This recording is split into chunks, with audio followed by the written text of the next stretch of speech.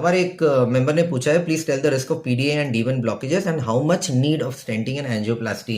तो बेसिकली वो जानना चाहते हैं कि हमारे हार्ट में जो दो नसें होती है, एक का नाम है D1 या डायगोनल 1 जो लेफ्ट साइड में होती है, दूसरा जो राइट साइड में होती है उसका नाम है पोस्टीरियर डिसेंडिंग आर्टरी। ये राइट साइड की जो मेन ब्लड वेसल होती है, राइट कोरोनरी आर्टरी, उसकी एक ब्रांच होती है पीडीए।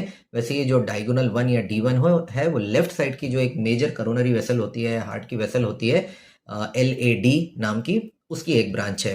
अब इससे कितना रिस्क है और क्या इसमें इसके ब्लॉकेजेस में एंजियोप्लास्टी करने या स्टेंट डालने से फायदा होगा या नहीं होगा, ये बहुत सारी बातों पर डिपेंड करता है।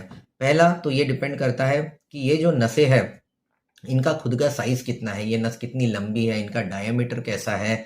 दूसरा, इसमें जो ब्लॉकेज है वो कितना सीवियर है, कितना परसेंटेज वाइज उसकी क्या सीवियरिटी है, 70%, 80%, 90%, कितना है। तीसरा कि उस व्यक्ति को क्या तकलीफ हो रही है उस टाइम पे, उसको चेस्ट पेन है, ब्रेथलेसनेस है, बैठे बैठे चेस्ट पेन होता है या कुछ एक्टिविटी करने पे चेस्ट पेन होता है।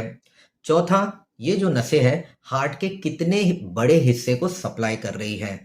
पांचवा, ये जिस हार्ट के हिस्से को सप्लाई कर रही है उस हार्ट के हिस्से में डैमेज कितना है, उसके अगर हम ये नस खोलते हैं तो उस हार्ट के हिस्से के रिकवरी होने के क्या चांसेस है।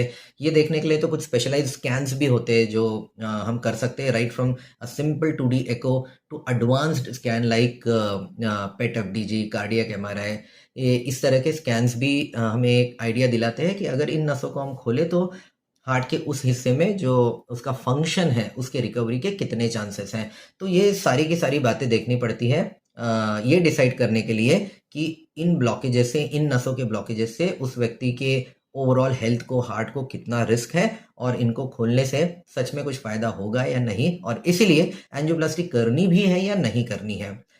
अब क्योंकि मेरे पास ये कोई डिटेल्स नहीं है, ना मैंने आपने ये एंजियोग्राफी जिस बारे में आप बात कर रहे हो एंजियोग्राफी मैंने देखी नहीं है, तो मैं ये डिसीजन आपको नहीं दे पाऊंगा। तो आपके जो भी कार्डियोलॉजिस्ट है जिन्होंने एंजियोग्राफी किया है या आपके आसपास जो भी कार्डियोलॉजिस्ट है उनके साथ आपकी एंजियोग्राफी की जो CD है वो शेयर करिए, उनको दिखाइए जाकर, और फिर उनको सारे आपके रिकॉर्ड्स भी दिखाइए। तब जो भी मैंने पॉइंट्स बोले ये सबको कंसिडर करते हुए वो आपको एक प्रॉपर डिसीजन दे पाएंगे।